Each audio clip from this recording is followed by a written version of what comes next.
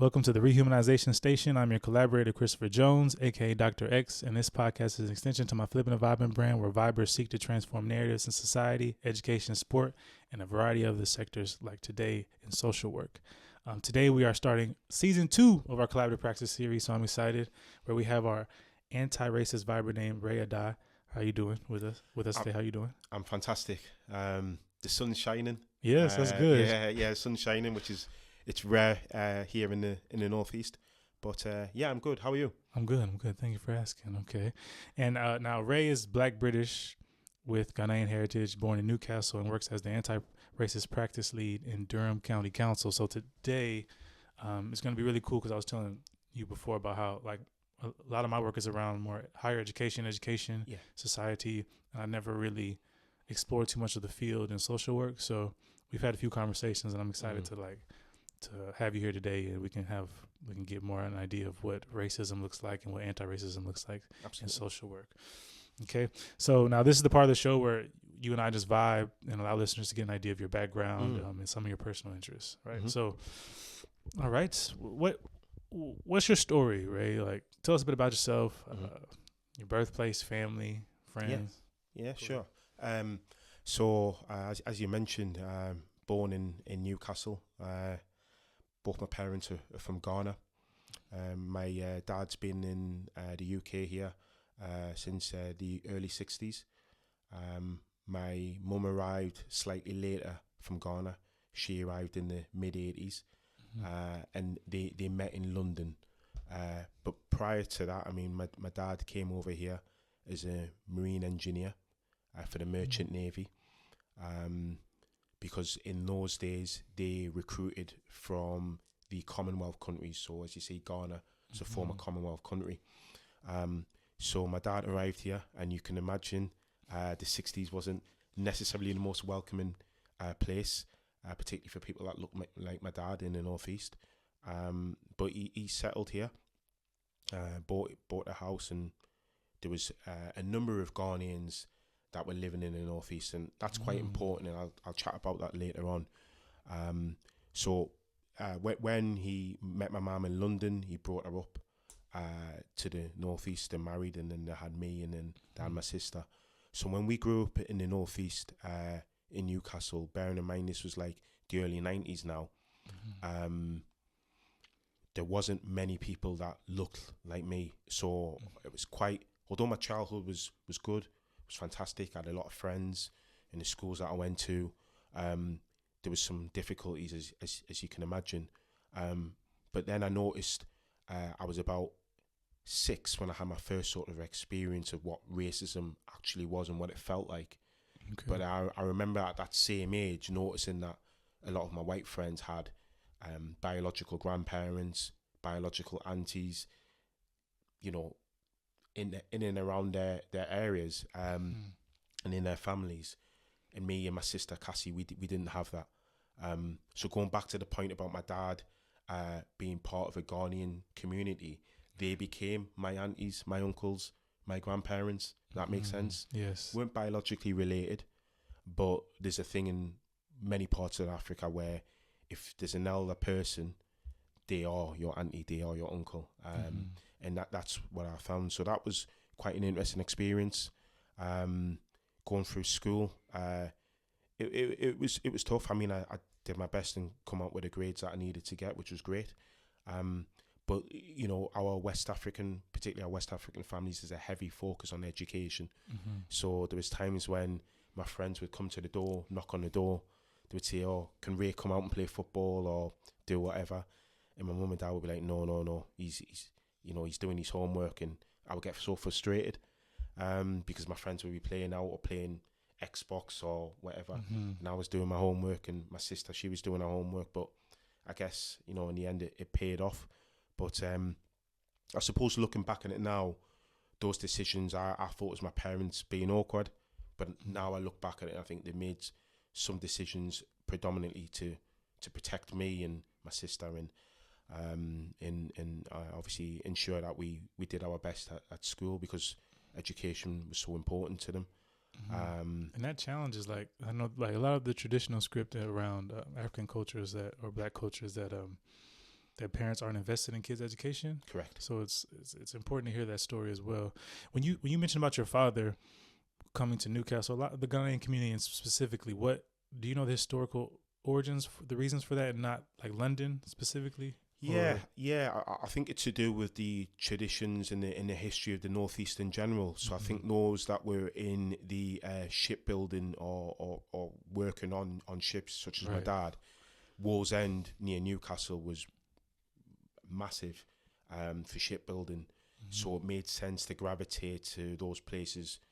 So Liverpool would have been another one in the northwest. And then you had sort of like Newcastle in the northeast. So I guess you kind of went to the areas which specialised in your profession, to be honest. So imagine if you were wanting to, I don't know, be a bus conductor, or you could have got a job in London. But I guess for my dad, it ended up him moving to the northeast. I mean, imagine if, say, Port, most of the ships were coming out of Portsmouth, my dad could have ended up there. But I think that's how it's ended. But now it's different. Now I think you have a growing diaspora of Africans all over, and in the northeast, it's still around the main cities: Newcastle, Sunderland, Middlesbrough. But you're starting to see that's not just necessarily related to jobs now, but in those days, in the 60s, that was the situation. Okay, I got you. And I know from the research that I've done, that's when I would say they started institutionalizing racism as well. And we'll talk a bit more about what racism is a bit later down the line. Okay, well, thank you for sharing some of your story. So what activities within your story, like what brings you peace, love, and happiness, you'd say?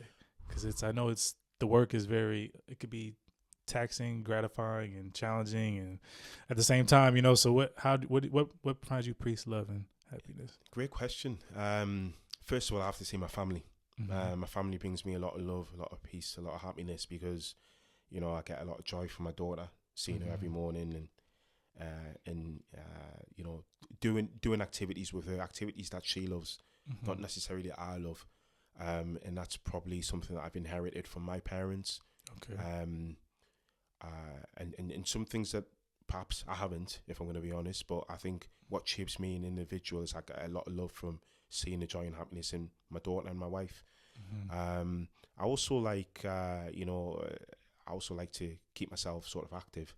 I think that's important. You touched upon how taxing emotionally and often physically, when you're working in that space and you're working in that sphere of anti-racist practice, because there's not that many practitioners in the Northeast that do this role. And often when I'm engaging with staff and practitioners delivering sessions, the staff don't look like me, and sometimes that can be difficult. Sometimes it can be pushback as well, and that can be draining emotionally. There can be a lot of tokenistic gestures from outside parties.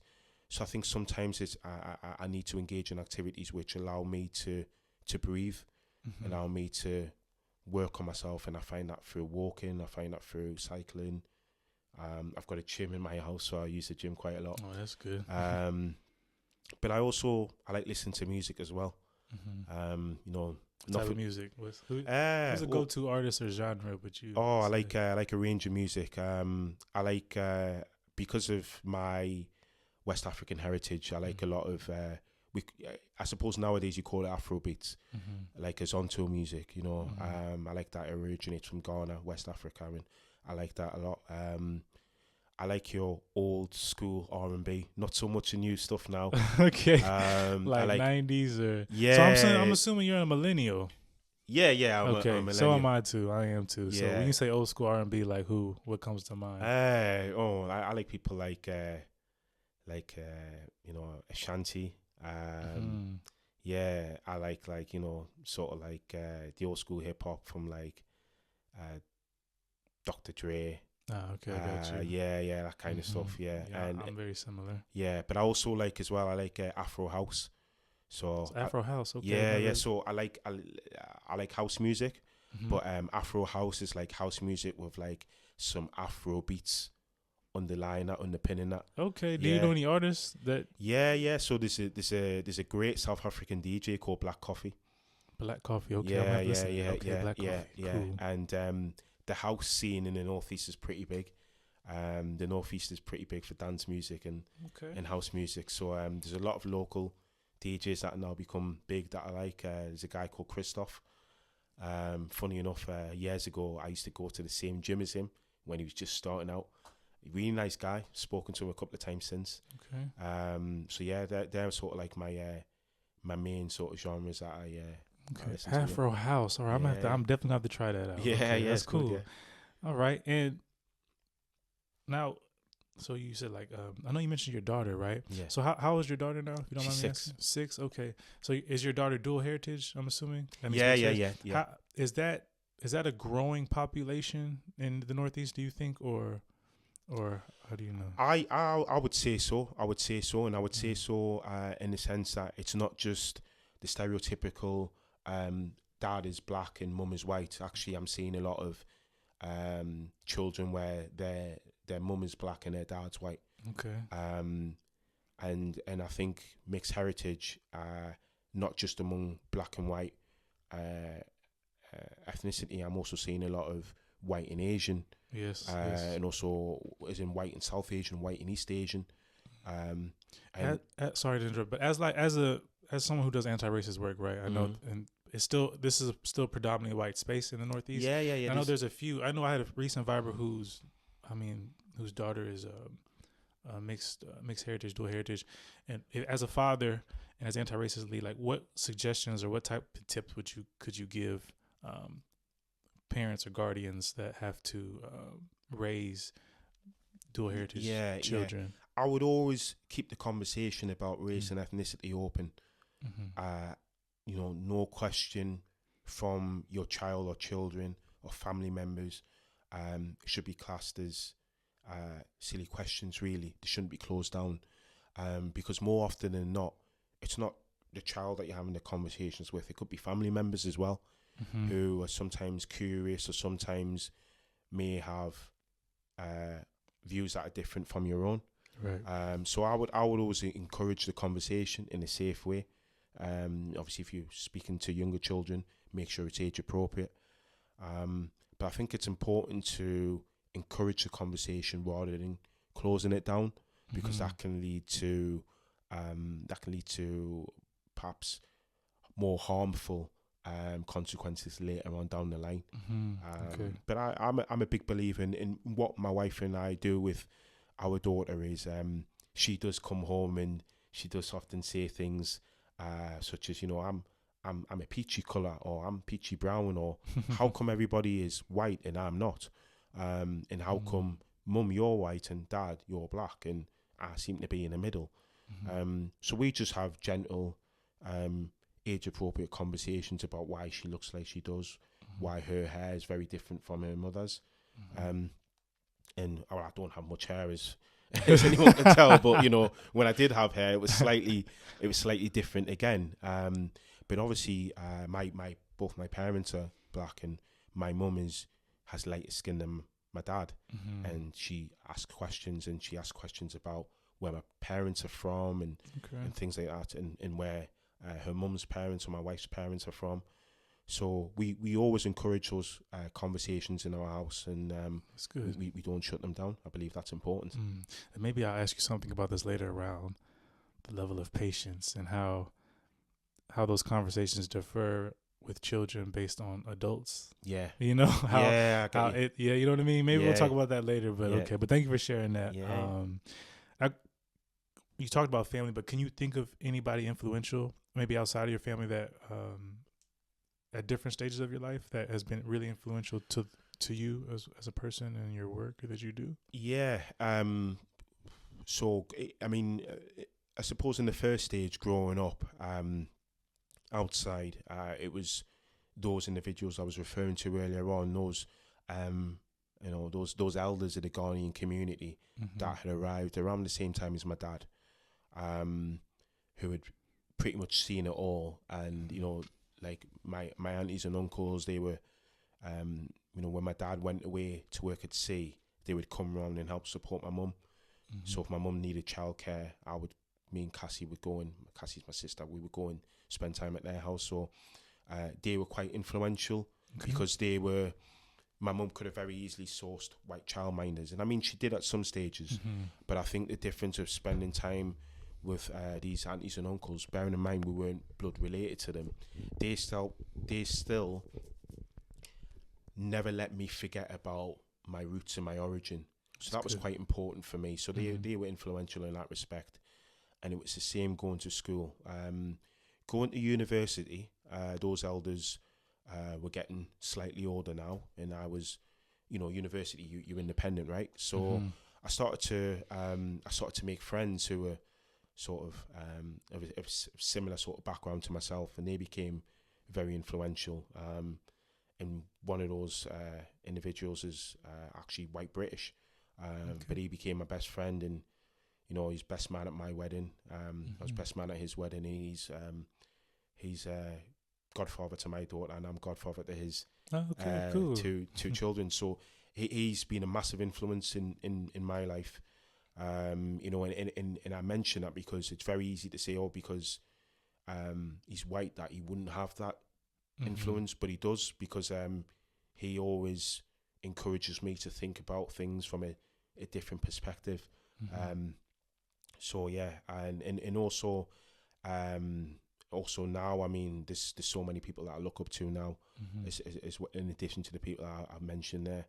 I mean, my current manager is really, really progressive, really forward thinking, and I think when you're in this space, people can often shut doors in your face. There can often be barriers, they can often be pushback. Yes, true. But my manager's got this gift of opening those doors, of giving you that confidence, giving you that encouragement. I think that's really important. So I've got a good management team, got a good strategic team that think along the same path. Durham's really progressive as a local authority for that. But there's also people as well out there, the likes of Millie Kerr, who was the first anti-racist practitioner in children's social care in Brighton. She was appointed in 2020. Obviously, that was an important year because that's not only COVID, but that's the murder of George Floyd and the sort of re-emergence of the Black Lives Matter movement. And Millie was the pioneer. So I think it's really important to honour Millie in that respect. And there's also Wayne Reid. Wayne Reid's works for BASWA, and as well in social work, we talk about it being predominantly a white space, and in Northeast England again, it's a white space, but there's not many men in social work, and there isn't a great deal of black men. And Wayne Reid is a black man. He's born in Yorkshire, but he's been a great advocate for anti-racist practice, and he was obviously fighting that fight, the good fight, throughout COVID when it was difficult and everything literally moved from being in the office to online spaces pretty much overnight. So you've got the likes of Wayne Reid, who I look up to, Antonia Ogundaesi from Essex. She's a team manager there. Again, she's a service manager in anti-racist practice. And Chantel Thomas as well. Again from BASWA, again a great character in anti-racist practice. So there's lots I could go on for forever and a day. Dr. Dan Allen, he's a lecturer in Liverpool Hope University, specialises in the Gypsy Roma Traveler community. Fantastic professional. Okay, that's cool. I'm doing a talk at it's for a social work conference. Have you heard of the ICANN conference before? I have, yeah. I'm doing a talk there on my 6 racism education processes. So it's around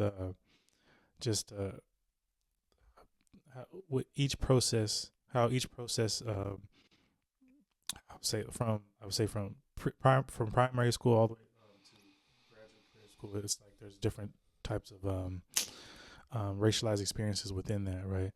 And I'm trying to make sure my mic is really. Let me fix this mic. Sorry, y'all. I had to switch cords today, but I'm trying to make sure. Okay, we're okay now. Okay, good. But I was trying to figure out the name of the person who runs this organization.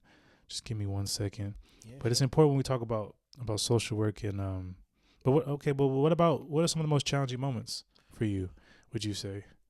I suppose in my career now, there's lots of different challenges. Some of the challenges are completely out of my control, such as finances. What I mean by that is we're in an age now where, particularly local authorities are their funding is less and less.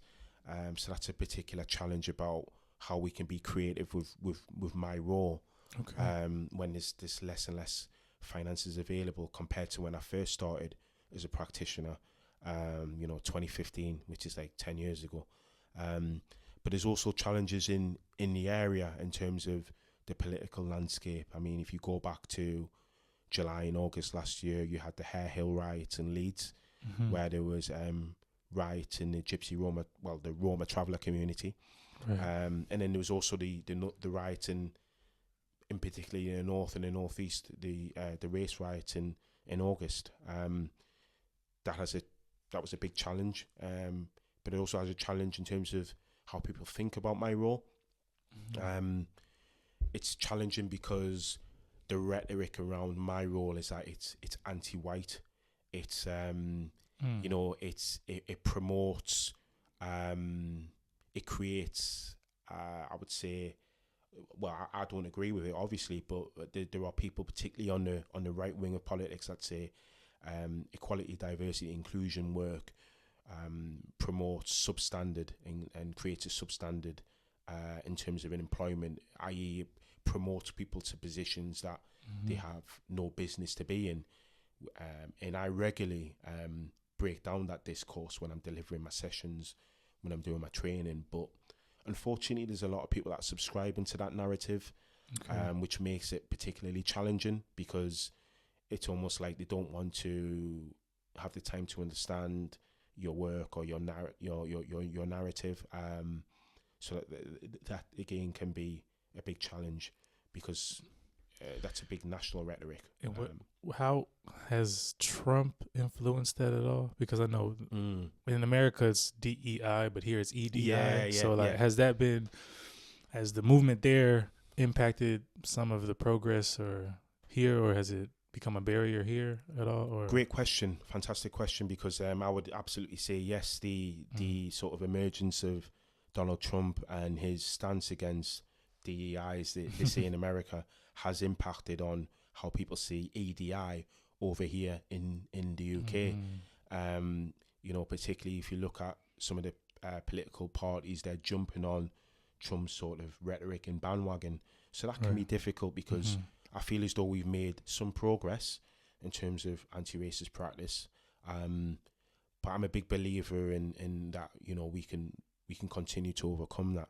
Remember earlier I was saying when my dad came here in the 60s, there was none of this EDI is what you and I define it now. And he had to go through an awful lot of pushback and abuse and nasty rhetoric. And I suppose when you were talking earlier about inspiration and people that I look up to, obviously my number one is my dad from and my parents for what they've been through. So I look at them and think they've been through a far more difficult time. And I'm not for 1 second underplaying or underestimating how difficult things are now, particularly for people from the black and global majority and other diverse backgrounds. But I do believe I've got the strength and character that I can, we can overcome this, and I'm determined to do that. You're right. And do you think your parents, because I know they came in the 60s, did they ever imagine it being at this point? Because every generation has its different battles, doesn't it? Correct, right. Yeah. Do you know how they thought your reality would be when you're maybe their age, or did they ever talk to you about that? Or yeah, they did. Most West Africans will tell you that's all that their parents ever spoke about. Right. And I think that helped shape who I am, because I always had that talk pretty much like I give my daughter all the time. And my parents were always saying, look, Ray, be careful, because at some point your friends who you think are friends now, they may not like you when you get a bit older, when You know, you start competing for jobs and start competing for houses. They may not like you, and it won't be because of something you've done. It's because of something that you can't control. I didn't understand that then, but I understand that now. So I think my parents kind of, they didn't have a crystal ball. They didn't predict the future, but they kind of, you know, preparing me for if things got difficult, it's usually going to be people that are from the black and global majority, or people perceived to be not originally from the UK, who are going to be targeted. So I was kind of prepped from early. I was kind of prepped from young to be resolute, to understand that there'll be difficult times along my journey and my sister's journey where we're going to get a lot of pushback, we're going to get a lot of hate because of the way we look like. And can you, when you had those conversations, if you remember, like, do you remember how you felt? Like, how did you feel after those conversations when you were younger? Yeah. Well, I remember How did it make you feel? the very first time my mum and dad would say things like that, I would be like, what on earth are you talking about? Right. Yeah, because I was like, you know, these are my friends. I can't see them, they're my friends. But, you know, as I get older, I think mum and dad are right, you know. But, you know, they've experienced that themselves. But I think you could say that to, a lot of teenage things, right? You know, when you're a teenager, or you're a young child, your parents tell you something, give you advice. You often think, oh, they don't know what they're talking about, but Right. they do. But I think it's very different when you start talking about race as opposed to, you know, going out and having fun. There's a difference because, as I was saying earlier, there wasn't many people that looked like me growing up. Right. So, but I started to see things, and bit by bit, my feelings towards my parents' words of advice started to change. For example, me and my white friends, there may have been 9 of us, or say 10 of us, 9 white friends, and then just me. There'd be, one of my white friends may have done something or caused a bit of problems, and I might have been there in the crowd, but then it was always me getting the blame, because it was easier to describe. There was a black person, then they'll describe all the other, you know. So don't get me wrong, there was times when perhaps I may have done something that I shouldn't have done, but the blame for me was always worse than what it was for my white friends, and I was thought, why is that? I did, you know, and then as my concept started to understand really what went on, I started to think, mum and dad, you know, they actually knew what they were talking about. So yeah, that kind of got instilled in me early, and I kind of realized that racism is probably more serious than what I thought. Well, it's interesting because when you grow up in like a predominantly white context, I know I did as well. It's like there's this hypervisibility, but this invisibility at the same time that's happening simultaneously. You know, and we can definitely have more conversations around that another time. But okay, but thank you for sharing that. Thank you for sharing your story as well. Now we're gonna get more into like the flipping questions. Okay, before we get into that, right? I have a question. Yeah. You, do anybody say you look like somebody? Is there a specific actor that people say you look like? No. Okay, this is not gonna blow your mind. Go on. Did you watch Fresh Prince? Yeah. Fresh Prince. Yeah, Will Smith. Yeah. Jeffrey. Oh, really? That's a little lighthearted conversation. Now we get lighthearted conversation. But I was thinking that when you were describing yourself, but I love Jeffrey. But man, you could be a cousin, a relative. That's funny. But if you watch the show again, people watch the show Fresh Prince of Bel-Air. Yeah. This is Jeffrey, man. That's cool though. I thought you were going to say Uncle Phil there, so I'm all right with Jeffrey. But Jeffrey, I was thinking like, man, wow, you look just like Jeffrey. But I love that show. Yeah. I thought maybe you might have heard that. Or not. Okay, but that's cool because I know Fresh Prince is big out here as well. I mean, funny enough, although like I said, I've mentioned I was one of very few sort of black children in the area. I still watched a lot of TV where I saw representation, even though it was quite difficult back then. But Fresh Prince was great for that. There was another program you may not be familiar with called Desmond's. Yes, I've heard of the Desmond's. Oh yeah, Desmond's. Yes. Not from being living here, but not. Yeah. So Desmond's, I'd watch a lot of Desmond's. Keen and Kel, who lives on Soda. I used to watch a lot of that as well. There was a lot of stuff that we watched on. It was mainly American programs because you talk about the hyper visibility and the invisibility, where the American programs, there was a lot of more visual representation. So it was more a lot of stuff that was on like Nickelodeon. Right.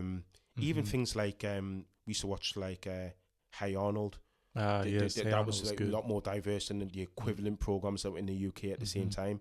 And then obviously sport, you know, black athletes. There was So I got you. Okay, yeah. cool. Yeah, because I know being here, like there's a lot of similarities, right? And I Mm. think people once we get to like those more, I would say those critical conversations, like we talk about race, and then all of a sudden race isn't the same. As racism is not the same here as it is in America, right? So, but there's similarities and there's differences, right? But there's definitely racism here, which we'll get into now. All right. So now this is the part of the show where we'll get more into your work and how you flip the script, right, to traditional narratives within it. So I've had a chance to do an overview of some of your work and obviously talk to you a bit about your anti-racist lead. Much of your work is around EDI and anti-racist practice and social work specifically. So for our Vibin audience and us too, let's attempt to flip the racism and social work script, shall we?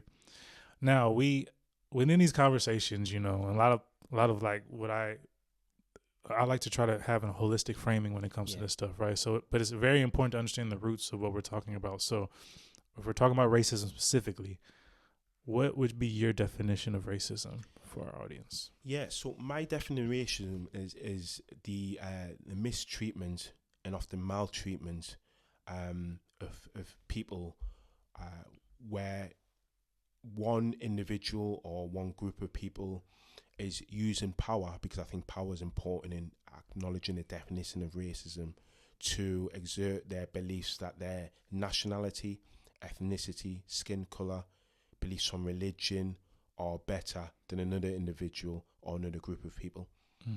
And that when you hit on here, that power is very important, right? Because that is what differentiates what you would say like what racism and like say racial prejudices or racist ideas, right? And I guess like you mentioned, that power makes it institutional, individual, group, absolutely, conscious, unconscious, absolutely. Right?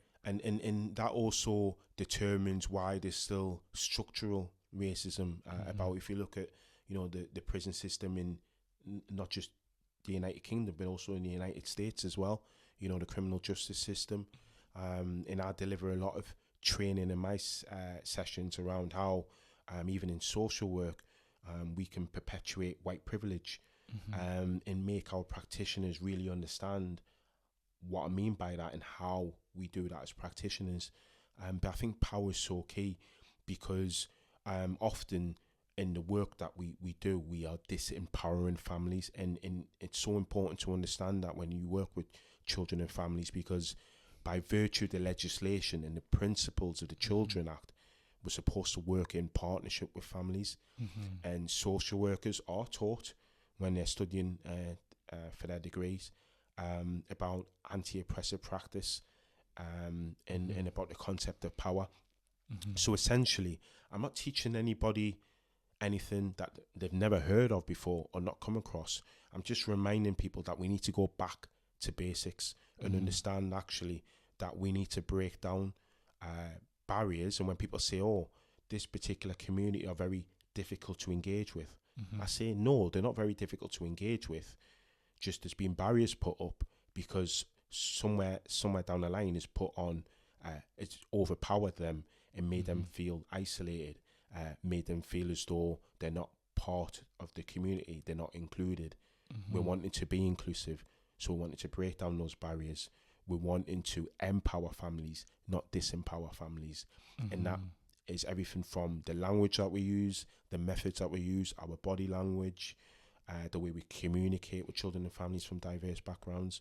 So I think, understanding the definition of racism is really important. And I'm glad you asked me that, because I always refer to that when I'm delivering sessions. I always put a slide on which defines racism. I think it's really important. Well, that was powerful. Thank you for that. I want to take a sip while I check the thing real quick. Want to take a sip of water. All right, just taking time. We're okay. I know you mentioned white privilege as well. Would you be able to, I guess, kind of define that too, or is? Yeah. So, white privilege, by my concept, is it's essentially not saying that because you're white, you're entitled. You're all of a sudden entitled to benefits or what have you. It's just about understanding that because you are white in some spaces, and I'll come on to that in a second, there are some things in life that you perhaps don't need to go through or haven't endured or don't suffer as much as compared to those that are from diverse communities. Right. For example, if you've got a Bangladeshi woman who's got the same qualifications as a white British woman and they put down their name on their CV, somebody might look on the Bangladeshi lady's CV and note that it's a Bangladeshi name and start making assumptions straight away. Right. But if your name is Sandra Thompson, I don't know any Sandra Thompsons, by the way, but, if your name's Sandra Thompson, you may not have anybody doubt your ability based on your name.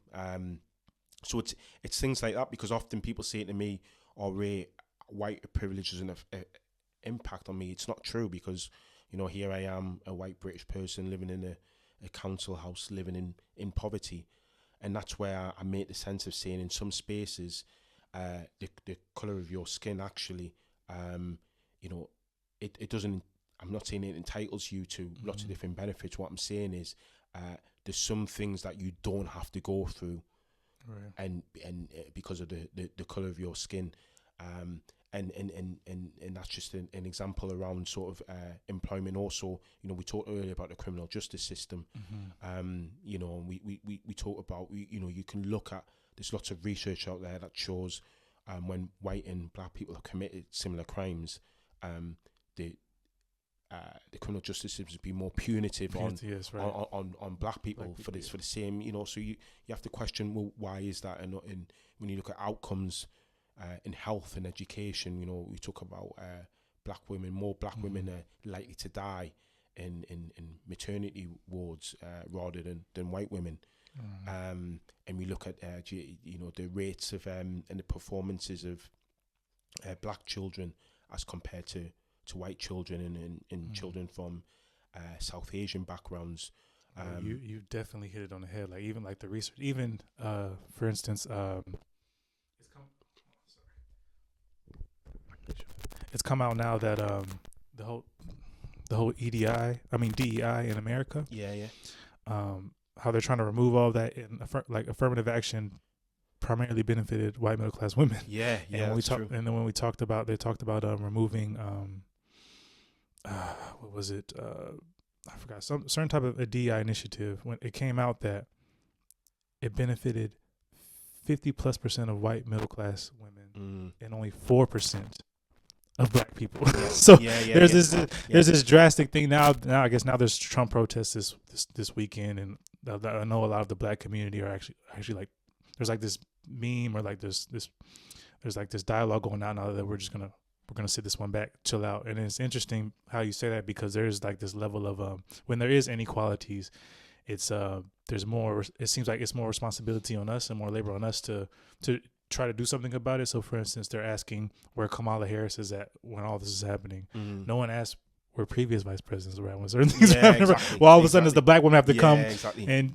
try to be a savior when she tried to explain to y'all exactly what was going to happen, and it's happening now? Y'all are frustrated, but now, you know what I mean? So like everything you said, you hit it on the head. And then also, I guess that white privilege part.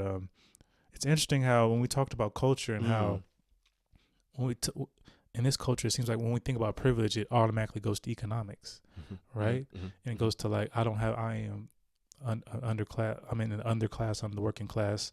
And I guess what you mentioned hit on the head is more of this concept called white priority. So it basically means, like what you just said, it's about, and it's an absence of an obstacle rather than a positive advantage. So for instance, it's like what you mentioned about just being in a space with your friends. The hypervisibility, you experience an obstacle that they don't have to experience based off of just being black. Does that make sense? Of course. Or let's say, for instance, if I'm driving, and I know my mom told me a story. I tell the story all the time. She was just driving during the Trump election. People are beeping their horn, flicking her off. They had Trump flags or whatever. By virtue, you can just say by virtue of her blackness, right? And if that's someone who is white, that may not necessarily happen to you. Does that make sense? So it's just basically it's not the absence of opportunities. It's that you're I I keep forgetting this definition, whatever. But that's basically what it is. Does that make sense? Yeah, What I'm trying to say? and that's something that I would agree with. You know, I'll give you another example. In the riot, in the race riot in August, and I know this because these are accounts given to me from our staff members in Durham. We had black and Asian members of staff driving in places like Middlesbrough, where there were groups of people, white people, stopping cars, and what they were saying was if the drivers of the cars were white, they were letting the drivers drive past. If the drivers were black or East Asian or even South Asian, they were assaulting those drivers. So that for me is where you can define white privilege by example. Like they wouldn't have assaulted you if you were white, right, even if you spoke with an Eastern European accent. Right. And we know this because that was evidently happening in Middlesbrough. So that for me is an example of it. I mean, I understand in terms of, you know, the Gypsy Roma Traveler community, because, you know, your Irish travellers are, their ethnicity is white and in some cases white Irish, and they do experience a lot of discrimination, and we've had a lot of work with Dr. Dan Allen and his team over at Liverpool Hope University. And, you know, the Gypsy Roma Traveller community are the biggest ethnic group here in County Durham. Okay. So I am aware that they experience a lot of discrimination. But again, you know, for members of those communities, there's some part of that discrimination which would be even magnified in some cases if that happened to a black person, and there's some part of discrimination which they may not experience because looking at them, they are of white complexion, right, they're of white ethnicity. So that's why I always say, and when you ask me the definition, in some cases, because I do recognise that people have said to me, oh, but you can't be racist to white people. I always say that's incorrect, because I've seen in practice where there's been white British people and they have discriminated against people from the Irish travelling community or from the Roma travelling community. So I do see that. I do see that there's this discrimination there. However, when we're talking about white privilege, that's essentially what we're talking about in terms of that pyramid of discrimination, that by virtue of having white skin, there's certain obstacles you may not need to overcome as compared to somebody who's from the black and global majority background. And you hit it perfectly on the head. It's like call it the white skin capital in a way. And that, like you said, there's a social, cultural, economic element within that, and some people fall in different categories or all simultaneously. And I found the definition. I'm sorry, I always remember this, but basically white priority is a felt sense of coming before someone else and an absence of an obstacle rather than a positive advantage, like I said before. So there's differences within that, and people try to specify, oh, there's a difference between white race class groups. You know, so that's point. Thank you for that. Now, when we talked about racism and white privilege specifically, right? What are your perceptions of like traditional or normative narratives in social work where racism kind of creates those narratives, if that makes sense? Yeah, I think the big one for me is views on parenting. You know, for me, the legislation around what supports children's social work is embedded. The main one's the Children Act 1989. And the concept around that forms our views and when the local authority, as in social workers, should intervene in the life of families. Now, a lot of it is around whether or not we feel as though, or we can evidence that children have suffered significant harm or likely suffer significant harm, or their health and development is likely to be impaired, or the child's disabled, or the child is likely to have an impairment in their health and development unless we provide services. Now, where it gets interesting is how social workers have developed a sense of what is good enough. What is good parenting? What does good parenting look like? Now, how do you judge that and what do you compare it to? A lot of practitioners compare it to their own standard of parenting. Now, bearing in mind, in England, a lot of social workers are white, middle class, and female. So they're often comparing families who, in some cases, do not look like them, do not parent like them, do not have their homes. Some may not even live in homes, some may even live in trailers. And they're comparing those families to their own standards because of how they parented or how they were parented. So I find a lot of social work practice is very Eurocentric. Okay. So I think that's a traditional script for social work. Sort of, it's a model where this is how we parent in the UK. This is how we think good parenting looks like. This is what we think a house should look like. Note I said house, where some families may not have lived in houses, may not live in houses in the UK. They may live in trailers, or they may live in other forms of accommodation. Right. And I think that's been a traditional go-to for social workers. And that's kind of fed into our assessments, our practice, and how we work with children and families. Wow, thank you for that articulation. That was really good. And within that, is there like specific legislation that kind of, I would say, not counteracts, but kind of supports that script, if that makes sense? Kind of what we talked about earlier, in a way. Yeah. So there's been changes along the way, but there's been lots of cases in the past where unfortunately children have suffered significant abuse at the hands of their parents or family members, and they've lost their lives. And the government have amended pieces of legislation. One such has been the amendment of the implementation of the 2004 Children Act after the murder of Victoria Climbié.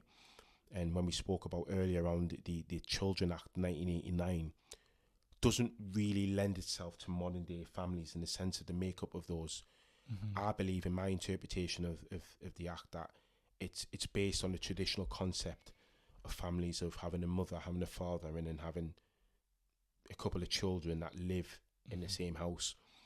We're starting to see more and more the culture of families now is you have blended families. You have maybe mum and dad are separated. You have a stepmother, you have a stepmom. You have half siblings, you have step siblings. And also you have to remember in some of our African communities, in our South and East Asian communities, in our Gypsy Roma Traveler communities, they have larger families. They have nuclear families. They have families where you may not be related to somebody, but that you call them your cousin.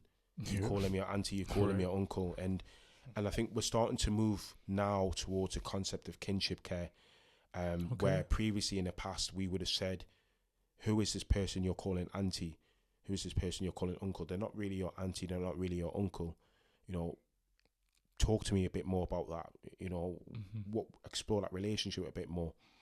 Now we are still exploring that relationship, but we're encouraging practitioners to be curious around that, but also using empathy to be culturally competent to encourage that relationship. So if there's an issue within a family now where there's an issue between parents, or there's an issue with one of the children which is having a negative impact, which is likely to form a compromise on the child's health or development, or it's placing that child at risk of suffering harm, practitioners are getting better now at identifying who those family members have close relationships with, whether it's those aunties and uncles in inverted commas or actual biological relationships, and encouraging those individuals to be part of those family plans to support the family very, very early on, rather than waiting until social workers go through the child protection stage, which is an escalation of concerns.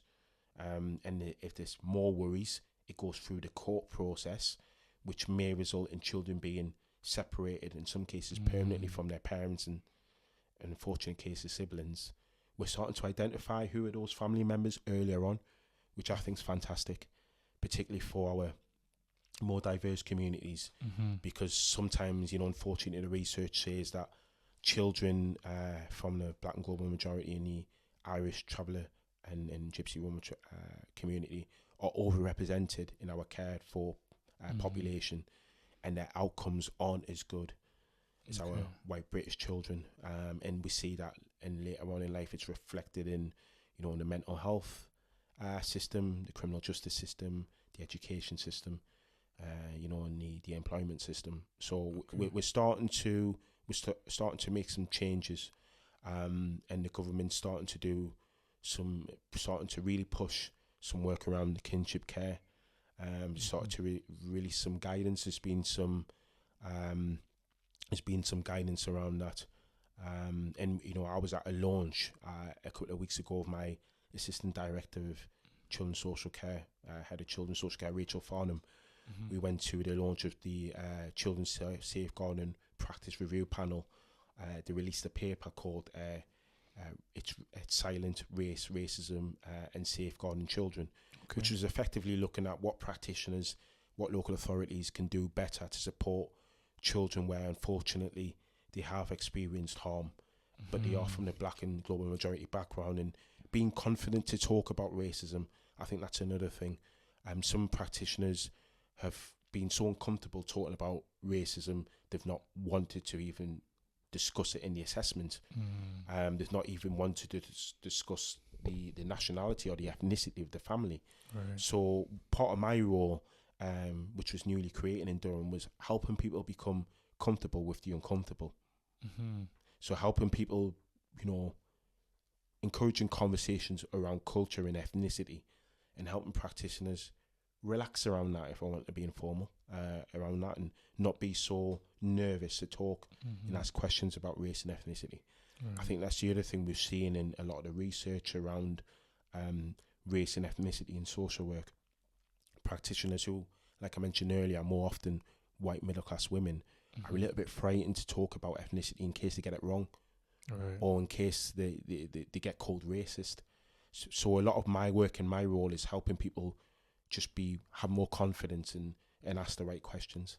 Right. Okay. Thank you for that. And when you mentioned about, I guess, about the work that you do, right? When did you start your role? I started in October. In October. Okay. Yeah. Wow. How's it going so far? It's fantastic. It's very interesting. I'll be honest, it has its challenges, but it's incredibly rewarding. You can see the difference that you're making in terms of practitioners, in terms of the work that they're doing with children and families, which is by far away the most important thing. But also in terms of helping to change the culture. And I'm lucky to be in an environment, in a local authority, where they're very serious about wanting to be inclusive. They're very serious and very open as well to acknowledging that we're on a journey. We're at the start of this journey. There's some things that we may get wrong on this journey, but we are going to do what we can do to put that right. And I like that. I like that braveness, as I say. I like that honesty. And I like the difference that my role, albeit a small part, is playing to the wider team in doing that. But I believe in my role, I'm able to have those conversations with practitioners, but not just social workers, those that work in the police, those that work in our schools in the area, our health visitors, and also connect with our charity organisations as well, and also our universities, and the likes of yourself and Dr. Susan Frank and so on and so forth. Mel, from your ADI team at the university, and along with yourself, and to help connect people that are already doing good work and build a network. How do you, man? Because all this, like everything you just mentioned, like, so it's multidisciplinary, right? Yeah. The work that we do, and you mentioned about aunties and uncles, and we were talking earlier about how communal cultures is so embedded in from our backgrounds, and how anybody in our immediate circle or someone that we see consistently is going to be auntie or uncle, right? Or going to be cousin. What's up, cuz? You know what I'm saying? So it's just everything is communal, and it's just like we mentioned before about it takes a village, right? And I guess that's something I guess the Eurocentric narratives doesn't appreciate as much. Exactly. And then I'm going back to the point where you're making about how you go in the police, here university, education. It's multidisciplinary in a way.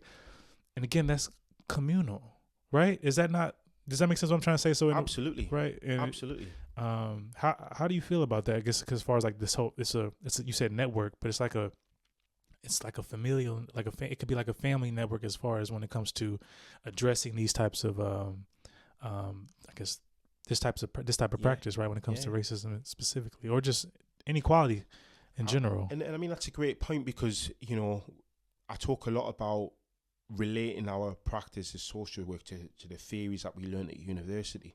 Mm-hmm. And one of my favorite ones is like the ecological systems theory. And we look at things like schools, and we look at things like the police, and we look at things like the health service. Actually, we're part of a system which children and families use.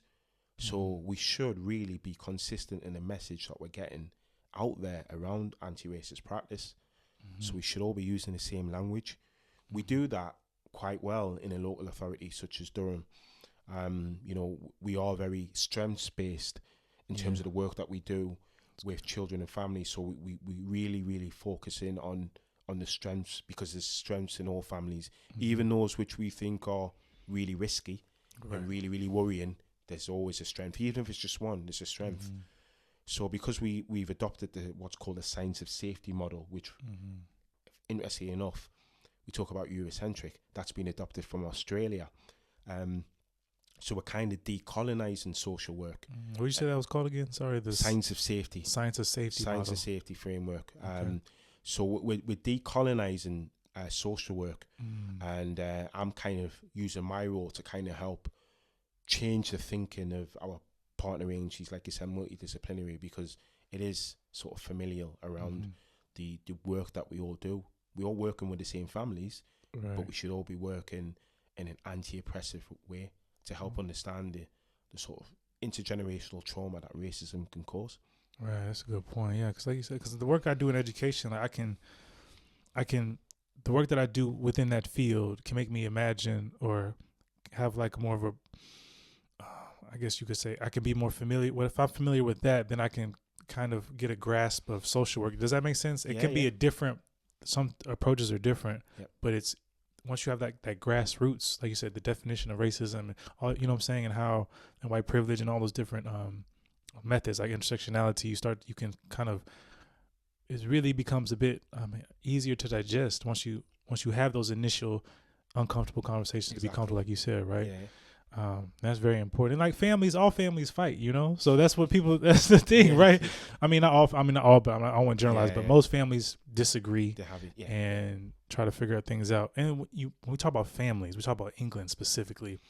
I know you talked about we know there's a northern and southern divide. Yeah. So within your work, or which I know you wanted to kind of briefly kind of highlight the South-centric bias. Yeah. Could you kind of explain that for us? Yeah. So in the space of anti-racist practice, more focused, my argument is that because of the demographics of the south of England, it seems to be a lot more prominent there and a lot more focused around the south of England, which is very difficult for me to kind of accept and run with, because when you look at the riots that happened in August, and I know I do refer to that, but that was predominantly in the north of England. It wasn't in the south of England, and it had devastating consequences in the north of England. There is a big, population across the north of England. If you look at Manchester, Liverpool, Leeds, Sheffield, Newcastle, Sunderland, and Middlesbrough. Now that work isn't being done up here. It's being focused and it's being concentrated in the south of the country. So what I've done with a colleague of mine, with the backing of Durham County Council and the Association of Directors of Children's Services in the Northeast, we've created a platform to deliver sessions for the Northeast England around anti-racist practice.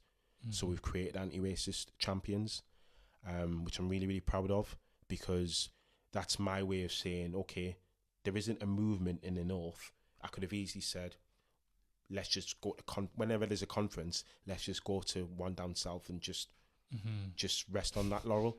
But I want to create those spaces up here in the Northeast. and I've been doing that, and I've been doing that with collaborations with people such as Ola, who's doing fantastic work over in Sunderland, and I've been doing that by myself, really, with the backing of my manager. And it's not to be in competition, no, it's just that we need that work as well. You know, we don't have this sort of the demographics that there is down south, and often, as I've mentioned before, I can be the only, in a building of 100 people, I can be the only black person there. Right. That's daunting, that's intimidating, that's saps your energy, it can be draining, and you can become hyper vigilant. You can be, I don't like using the term microaggressions, but you're far more susceptible to receiving microaggressions, I would argue, than you are down south, where there's far more likely to be more black people in that building. So we need a lot more. We need those conferences that, and the movements that we're seeing down south. We need that up here, particularly in the northeast. We talked about the political climate earlier on. The political climate's very different here because of the rising levels of poverty. Poverty, we talked about intersectionality. Poverty's significant. The poverty levels in the northeast are, you know, really, there's some really deprived places. If you look at England as a whole, most of the deprived wards in England are in the northeast and in the north. So there's a lot of work to be done here in the northeast, and I'm just in some way very fortunate, but also excited to be playing a part. There is some good work that's going on here already, but I want a lot more, and I'm excited to have some creative ideas as to how to do that and take a lead on that. Wow, thank you, because you hit that on the head as well. Because I do some of my work is on interracial inclusivity, right? Yeah. Interethnic, and what I tell when people ask me how is England or how is the North, I always say the Northeast is similar to the South in America. Yes, it is. And people, the people don't, you know, that's why it's because it's predominantly white, and I think it's important because, like you said, that Southern centric bias, because even when I was doing my PhD, I was the only black researcher in my whole department, right? There was no conferences on race. So that's why I'm trying to, like yourself, I'm trying to collaborate, and I've built something in this brand called the Resilient Thrivers, and I'm trying to get people who are early career researchers or community activists that are championing like anti-racist work or racial justice and social justice work simultaneously, because there's not much here, like when it comes to that. There's things that are happening, but it's just not as widespread. And like I said, it's important for everyone to collaborate, which is what we're trying to do, right? So but that's when people ask me, I say it's like the South in America. And it is. But the interracial, it's important as well for the other side, because when I was doing my research, there's people who are from London who, I guess they talked about there's a London bubble, but when they came out here to Durham, they realized that, wow, it can be drastically different. Because like you said, most people there are certain spaces that you can go to where you can feel, where you're not necessarily hyper visible. You can kind of you can mix with people from similar backgrounds to you, whereas if here it can be very difficult and challenging to do that, right? Absolutely. You know, that's a brilliant point, and I guess that's the advantage of being in the South. You know, you can have those spaces. You know, if you need to discuss something or share some resources or have a conference, you can just nip across in the tube to the other side of London or wherever it may be to have those. It's a little bit harder for us to do up here.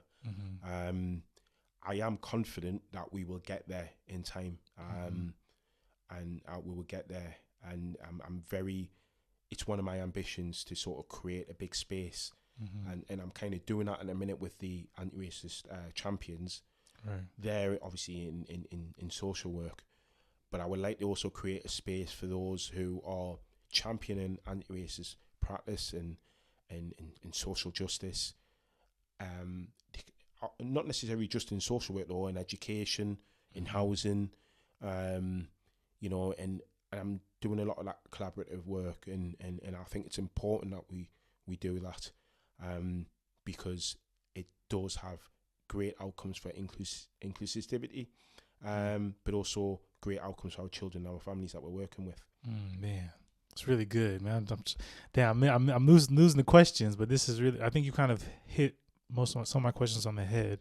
And so your work specifically, right? So you mentioned kind of what y'all are doing. Yeah.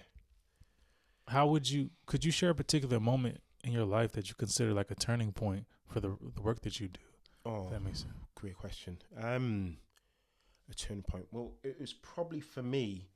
I mean, unfortunately, I've I've had some negative experiences earlier on in my social work career, which then I never really thought about anti-racist practice when I first started as a social worker. I just saw myself as a social worker rather than as a black social worker. But for some negative experiences that I've had, anti-racist practice has always kind of been on my mind in some way or forth. And I think the turning point for me was there was two turning points. If I can cheat and say two instead of picking on one, because it's really difficult. All good. They both kind of relate to the same thing. I think the first one has to be in 2020. It was the murder of George Floyd, the re-emergence of the Black Lives Matter movement, and then there was COVID.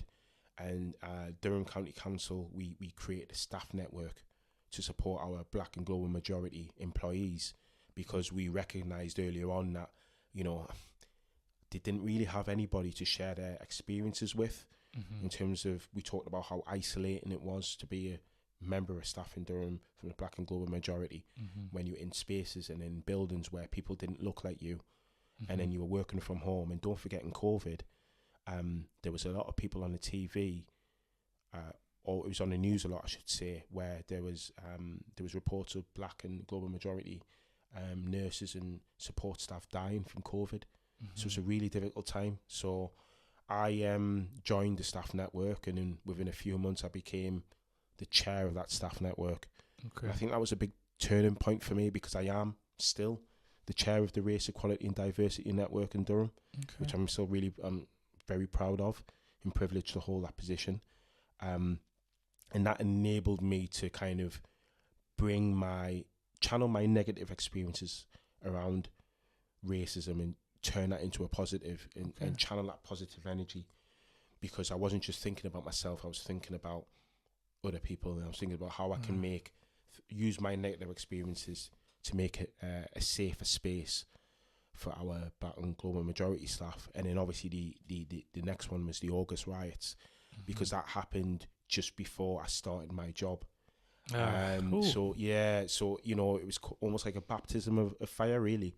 But I was fortunate that I had a good team around me at Durham to support me through that, but also give me the platform to use my position in the staff network as a chair, but also my then upcoming new job, which I'm in now, to have conversations with staff.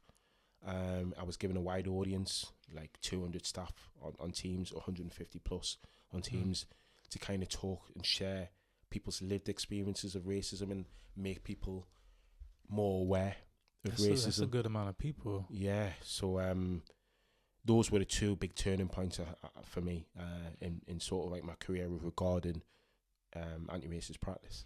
That's a great point when you talked about, like, especially the numbers as well, because I've been trying to decipher lately about how, because the northeast community, there is a really communal community as well. There's really nice people out here, and but I was in Newcastle on Saturday, right? So was that you were? It was busy. So yes, it was really busy because they won the cup, right? Yeah. But I was house viewing, but we were coming back, and it makes me think about this work that we do as well. It's like there's always a few bad apples. Yeah. And those bad apples can sometimes can generalize a community. Does that make sense? But majority of people are just walking, going home. You know what I mean? But there's just a few people who do certain things that can be, I would say, so drastic. Like, say, for instance, we're on the train and the train was like delayed 30 minutes or so because there was a fight on the train, right? Yeah. People yelling, etc. about whatever. But that's still like a smaller amount of people. Does that make sense what I'm trying to say? Yeah, it does. But then there's also people who are more neutral. And I know Audre Lorde says, silence is violence. Yes. And it's about it's hard to decipher that, right? But it'll be good that we could talk about that another time one day when I have you back on here, about how the different levels and how much are we generalizing and how much is actually true. Yeah. How much is actually happening. Yeah. Okay. But for your work and everything that you just mentioned, I know time frame is tricky, but how is your research and activism specifically flipping the script when it comes to the racism in social work? Yeah, so how I'm flipping the script is I'm, encouraging practitioners to think differently about A, how they were brought up, and B, how they were taught to practice social work. And that's how I'm flipping the script, because there's been a narrative for some of our, predominantly our white practitioners, but not just our white practitioners. I was taught the same way as them, and it's about recognizing that some of the assessments that we use to see what services may benefit a family, or what services they may need, the methods, the tools that we use, they may not be culturally appropriate for the diverse families that we're now working with. And some of our practitioners perhaps don't realize what else is out there. They're not curious at that point to ask what else they can do differently. That's where I come in with my evidence-based tools, my research-based tools that people have shared with me kindly. Right. And I just share that with practitioners and say, look, if you're wanting to do an assessment, here's a set of reflective questions which help you understand those lived experiences from that family from a cultural perspective. I also help practitioners understand that the way they were raised is fine. I'm not in a position to judge that. I don't have a moral compass in that respect. However, I encourage practitioners to think that just because you didn't allow your child to sleep in a bed with you until that child was 7, doesn't mean that if you've got a Nigerian family or Ghanaian family where they're doing that, it doesn't necessarily mean that there's some form of abuse going on. There's just different cultural differences in some aspects of parenting. Don't get me wrong, where it's harmful or we can evidence abuse, then we act, because that's what the law tells us to. But in some cases where we can't evidence that, we shouldn't be so quick to jump to conclusions and suggest, there's abuse going on because they're parenting very differently to how we were parent here in the UK. So it's about breaking down those barriers and breaking down those narratives around Eurocentric parenting, Eurocentric views, Eurocentric teaching on social work, and helping practitioners to understand that actually sometimes different cultures, yes, they do things differently, and that's not always a bad thing. And it's about helping practitioners have a safe space to reflect on that. Man, I could pick your brain all day. This might need to be 2 parts, but yeah, we could do this. I was gonna ask, because you mentioned about like parenting, I guess, as far as kids staying in bed till a certain age. There's actually research that came out that it's actually better for kids to stay in bed with their parents. I think it was like, don't quote me here, but it's like until like 5 years old or something like that. So I was gonna ask about 2 things. How much is trust related into your work? And also the second thing goes back to what you mentioned about how we just mentioned about how the Eurocentricity in a way kind of creates barriers for anti-racist work. But then at the same time, once they realize some of our cultural understandings and how we do things, they end up appropriating and using that. Yeah. Right? Does that make sense what I'm trying to say? Absolutely, yeah. But in a different way. So like I know, like say nature now, typically Eurocentric doesn't really didn't care for nature. That makes sense why you have the climate control and everything like that. But in our indigenous practices, Mother Nature is important, right? Yes. Praying for food, doing these types of things. Yeah. And now all of a sudden it's becoming a bit more normalized in the mainstream or in Western society, right? Yeah. So could you explain on those 2 things? So specifically trust in your work, and then also how Eurocentricity or Western society is adopting the narratives that they thought were problematic in the first place. Yeah, great question. So trust is really important because I try and build trust with my colleagues that I'm delivering sessions to, whether it's staff in Durham or outside of Durham, because if they trust me, they're more likely to feel safe with me. They're more likely to have open conversations with me. They're more likely to learn. Right. If they don't trust me, they won't feel safe. They won't tell me some of the concerns or some of the worries that they have. They won't have a free debate. And I think going back to what I was saying earlier about having a discussion with my own family or my own daughter, I believe in opening up discussions around race and ethnicity. I do not believe we should be shutting them down. And that's been backed up by the government paper that the likes of Ghanian Davis were so influential on, that I was talking about earlier, from the Child Safeguarding Practice Review Panel. So trust is really important for me with the staff, but it's also really important when I'm working with children and families. Children and families that have suffered racism have suffered intergenerational trauma. Right. And when people say they don't engage, you know, when people talk about the Gypsy Roma Traveler community, it's because of the racism that's been perpetuated towards those communities from the likes of ourselves, the medical professionals, you know, the police. They've been victimized heavily, so they don't trust us. And when I say us, I mean public services a lot. So we have to rebuild the trust with those communities.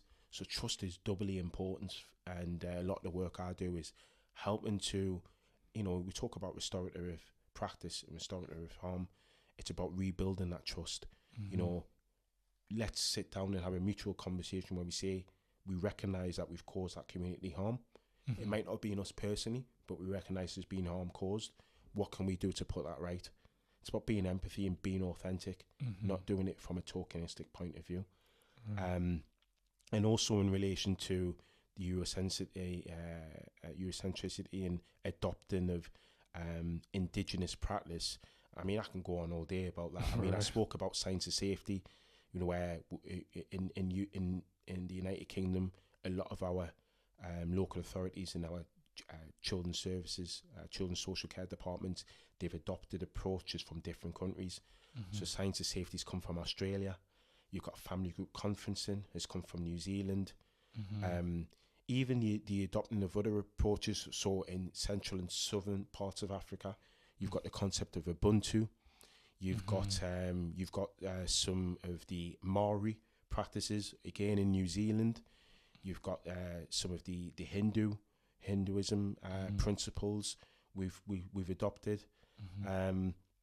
So there are a lot now of examples where we are adopting a lot of what I would call indigenous practices and bringing that into social work, whether it's in our leadership approaches, whether it's in our approaches working with families, and when it's in our general frameworks. When I mean a framework is how we practice.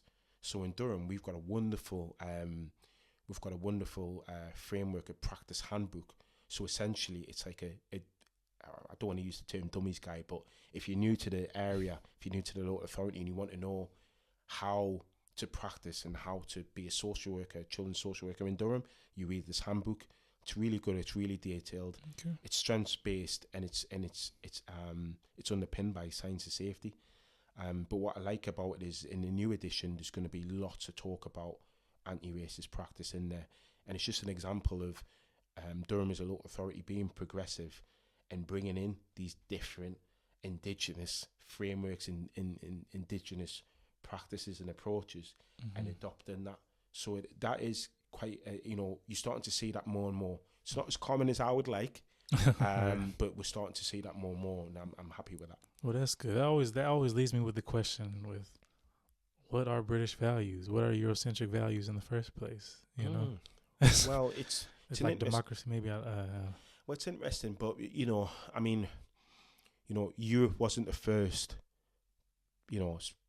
part of the world to have democracy. We know that, but that's what the history books tell us. Exactly. So British values, that's a big debate. It's a political debate that's raged, especially with the whole debate around immigration. But a lot of British values are actually not too dissimilar from values in other communities. That's why you're starting to see a lot of representation across the political spectrum. Gone are the days where those sitting on the right, particularly, all look the same in terms of the colour of the skin. That doesn't necessarily mean to say I agree with those people, but I do see that, when you talk about what British values, you talk about, family life, you talk about democracy and so forth, but you get a lot of that in West African views. I mean, family life is everything to our West African families. We would argue that religion's more important in West African cultures and in Southeast Asian cultures than I would say in British culture now, because the evidence for me is, look how many more people go to church in West Africa, and when they arrive here, and look how many people go to religious establishments in Southeast Asia, and so on and so forth. So I would argue that a lot of what we would identify as British values, yeah, they are British values, but they're also values we share with a lot of our diverse Great communities. So I just think that we have to be careful, because I think it's been hijacked, that rhetoric, by people on the right and the far right of politics, to try and turn that against our communities that arrived from different countries and want to settle here and make a good life for themselves here. And I think that's being used against them. But I actually think that we have a lot more in common with those communities than what we're led to believe. Right, because technically, like, history says that everyone, before capitalism, etc., feudalism, everyone was in a communal culture. So it's I guess the difference now becomes overcoming that those barriers like race, etc. Right. But you definitely hit it on the head, because we're more similar than different, aren't we? Okay, thank you for that. Now,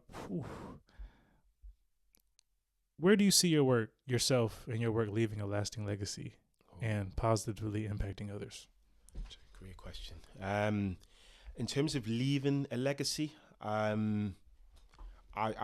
think for me, I would like a legacy to be left of somebody who was very committed to anti-racist practice, who was very passionate around that, and addressing social injustice, and trying to turn that to seek social justice. But I also want to create a legacy where people can look up to an individual who's almost set a pathway, particularly here in the Northeast, of promoting anti-racist practice in all walks of life, particularly in children's social care. Whether that legacy is somebody who's you can just ring up and have a conversation around a particular case, which there's a few cultural issues, whether that's a legacy that lasts electronically, i.e. somebody that's shared lots of practice resources, lots of books for practitioners to dip in and out of, or whether that's somebody that's put on some good reflective and creative spaces in training sessions or online sessions for practitioners to have really thought-provoking conversations around race and ethnicity.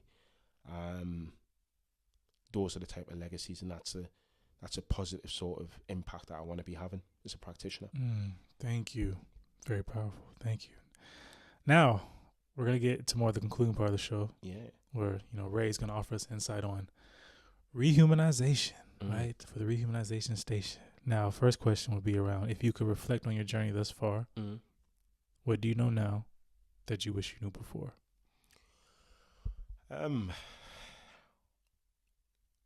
Wow. Being authentic to yourself. Confidence is everything, particularly for a black male growing up in the Northeast. Being true to yourself. I think sometimes when you are isolated, your personality, your character can drift into different spaces. These are some of the things that I kind of wish I knew back then. I think the way it relates to anti-racist practices, if you're not confident within your own skin in terms of, we talk about being Pan-African and understanding really what that means and your own history, you become insecure, and then when you come into these spaces around anti-racist practice, you're not confident enough to stand in a room with people who may have different views, and you can, it's a bit like being a tree without foundations and strong winds. But because of my views on those topics, I can look back now and say, if I was younger, perhaps those were the type of things I may have done slightly differently. But it's always a difficult question, that one. But I always think about my personality, right? Because I'm in that space now where if you said to me 10 years ago, where would I have wanted to be? I would have said this, but I would have thought that would have been a dream. So in a way, I'm kind of living that now. But I do think in terms of what I could do differently would relate to aspects of my personality rather than actual knowledge, which I think is important again, because growing up in an environment where near enough everyone looks differently to you, you can get lost. So what one of the things that I would say is it's about being authentic as a young person growing up in an area, in an environment where people may encourage you to change. Just be true to yourself and believe in yourself. Oh, thank you. And so I know we mentioned the definition of racism, but I guess to add on to that, now that you talked about what you know thus far, what would be your definition of anti-racism? And well, first of all, what did you think anti-racism was compared to now? Great question. So for me, as a young person growing up, anti-racism was more around simply not agreeing with racist views. That's what it was to me in simple terms. Now, I would define that as being somebody who's non-racist. Because for me, you have somebody who's racist, which I described earlier. Then you have somebody who's non-racist, and you have somebody who's anti-racist. So somebody who's non-racist is very passive. Like you said, silence is violence. So if you hear a racist comment or you see something like a racist incident, a non-racist person may not wish to get involved, may look and think, I know that's wrong, but I may not do anything about it. Right. An anti-racist person isn't passive, they're active. So for me, it's if I see something at work that I might define as not being right, or I hear something and I think, oh, that's racist. If I don't do anything, I'm the non-racist. If I perpetuate that, then I'm being racist. But if I actively challenge that, then I'm being anti-racist. So it's now on the same definition as what I define for racism, but what I would add for anti-racist is somebody who actively challenges racism in terms of whether it's structural racism, whether it's online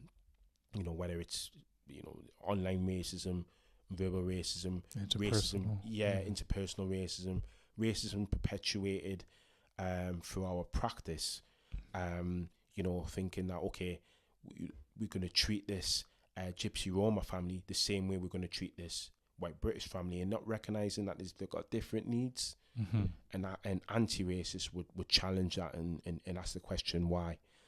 Why are we doing this, and to what benefit? Who's benefiting from that? Because it's certainly not the Gypsy Roma family. So also someone who promotes equity and equitable practice.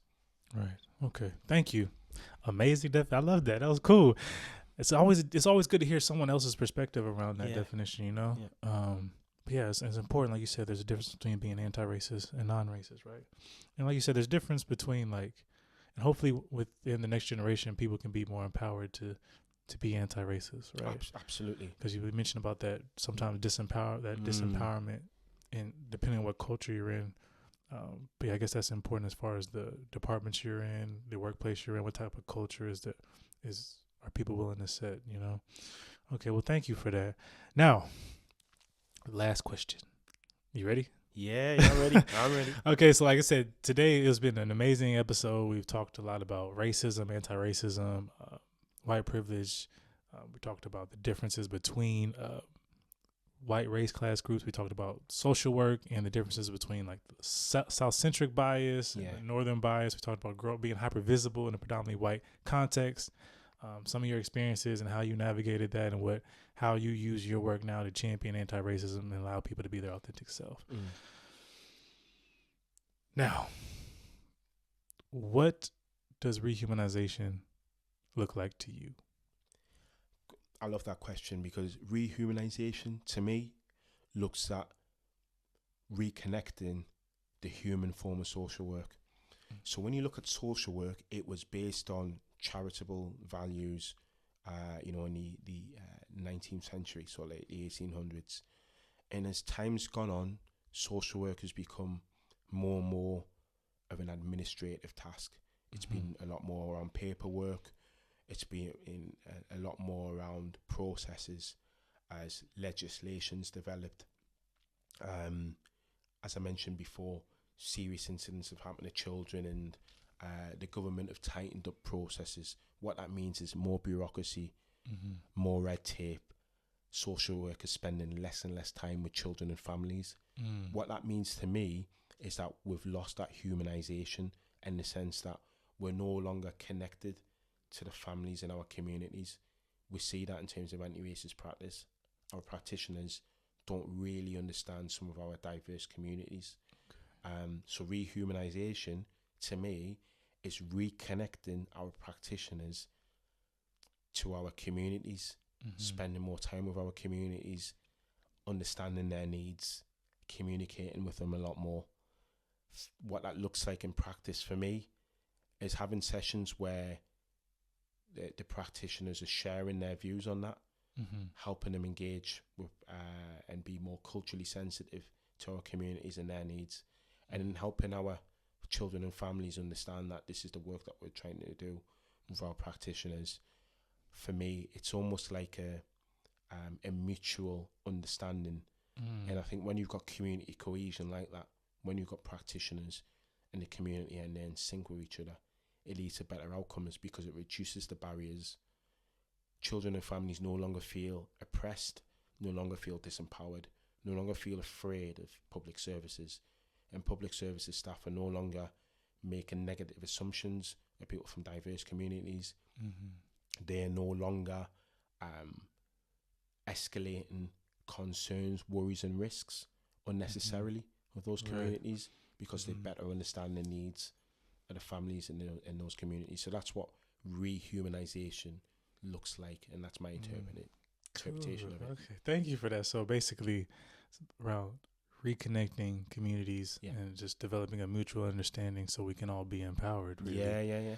Yeah. Thank you for that. That's cool. Yeah. So we talked all about that, like you said, like the whole indigenous communities and how kind of this some of the script that we see today can be Eurocentric, and it's about flipping that script in different ways, like you just said, about reconnecting, mutual understanding, removing certain prejudices and biases or stereotypes, right? That certain communities are pushing, like the right, like you said, like there's certain narratives that we have, like I mentioned, like democracy, how we think could be a British value, but in reality that's been going on, right? And in reality, in history, and historically before capitalism, etc., we did pretty much, most of us lived in a communal society, so it's about focusing on the similarities rather than as well. Thank you for that. Now we're done. How you feeling? Fantastic. Really enjoyed that. Cool. Me too. Like I said, I don't know if I don't break it in 2 parts. I hope everybody's still with us at this point in time, because it's been a really important conversation. I really appreciate you coming. Do you have any social media handles or platforms? Yeah. So my main one is LinkedIn. So I'm just Ray Addai on LinkedIn. So just give me a follow on there, or send me an invitation to connect. Ray Addai on LinkedIn. Yeah. And also you can see him on The Fresh Prince. Yeah, true. Yeah. I'm playing. But thank you for joining me. I really appreciate it. I really, it's been amazing to talk about this. Like I said, this is some of the work that I do as well. So it's good to kind of hear a different perception and a different discipline. We'll definitely have you back on again. And this was his first time, y'all. So man, kudos to you. It's really good. Thank you.